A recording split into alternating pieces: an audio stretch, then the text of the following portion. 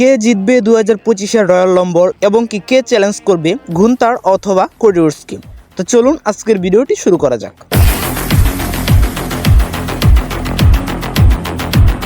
2025-এর সবচেয়ে বেশি সম্ভাবনা রয়েছে জন সিনার রয়্যাল রম্বল উইন করা।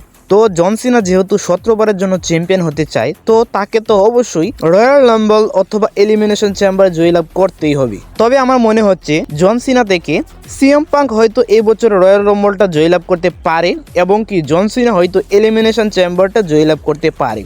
তো এই বছর 2025 সালে যদি সিএম পাঙ্ক রয়্যাল রাম্বল জয়লাভ করে, তাহলে সে তো অবশ্যই গুন্থারকে চ্যালেঞ্জ জানাবে। বিভিন্ন রিপোর্ট অনুযায়ী বুঝতে পারছি বা জানতে পেরেছি। এবং জন সিনা যদি রয়্যাল রাম্বল জয়লাভ করে, তো সে অবশ্যই কোডি রোডসকে চ্যালেঞ্জ করবে, অথবা সে যদি এলিমিনেশন চেম্বারে জয়লাভ করতে সক্ষম হয়, তবুও সে কোডি রোডসকে চ্যালেঞ্জ করার কিছুটা সম্ভাবনা বেশি রয়েছে। তো জন সিনা এবং সিএম পাঙ্ক এই দুইজন ব্যক্তির কিন্তু 2025 সালে রয়্যাল রাম্বল জয়লাভ করার 99.9% সম্ভাবনা রয়েছে। এছাড়াও যারা জয়লাভ করতে পারে 2025 সালের রয়্যাল রাম্বল, তারা হলো রোমান রিংস, দ্য রক এবং রেন্ডি অর্টনও কিন্তু রয়েছে এই তালিকায়।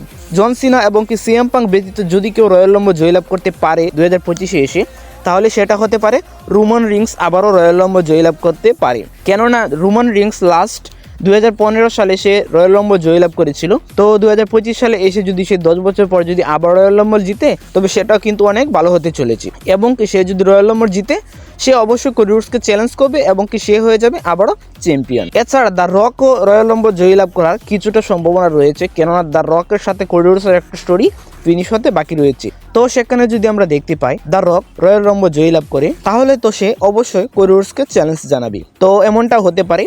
এছাড়া আমার সর্বশেষ যে প্রেডিকশনটা থাকবে রেন্ডি অর্টনের জন্য, কেননা 2024 সাল যাবৎ আমরা দেখতে পেয়েছি রেন্ডি অর্টন, কোডি রোডস এবং কেভিন ওয়েন্সের বন্ধুত্ব, এবং বছরের শেষ দিকে এসে দেখতে পেরেছি শত্রুত্ব। তো রেন্ডি অর্টন কিন্তু এখন WWE বাইরে আছে, সে অবশ্যই রয়্যাল রাম্বলে ফিরতে চলেছে WWE-তে, এবং সে হয়তো রয়্যাল রাম্বলে গিয়ে হয়তো সে ফিরতে পারে কোডি রোডস ভার্সেস কেভিন ওয়েন্সের ম্যাচটিতে। এছাড়াও ফিরতে পারে সে 30 ম্যান রয়্যাল রাম্বলে, এবং তারও কিছুটা সম্ভাবনা আছে এই বছর রয়্যাল রাম্বল জয়লাভ করার। তো রেন্ডি অর্টন যদি এই বছর রয়্যাল রাম্বল জয়লাভ করে, সে অবশ্যই কোডি রোডসকে চ্যালেঞ্জ জানানোর সম্ভাবনা রয়েছে 90%। অথবা কে জয়লাভ করতে পারে 2025 সালের রয়্যাল রাম্বল আপনার মনে হয়, তা কমেন্টে জানিয়ে যেতে ভুলবেন না অবশ্যই। তো আজকের ভিডিও এই পর্যন্তই। ভিডিও ভালো লাগলে অবশ্যই লাইক, কমেন্ট এবং সাবস্ক্রাইব করে পাশে থাকবেন। ধন্যবাদ সবাইকে।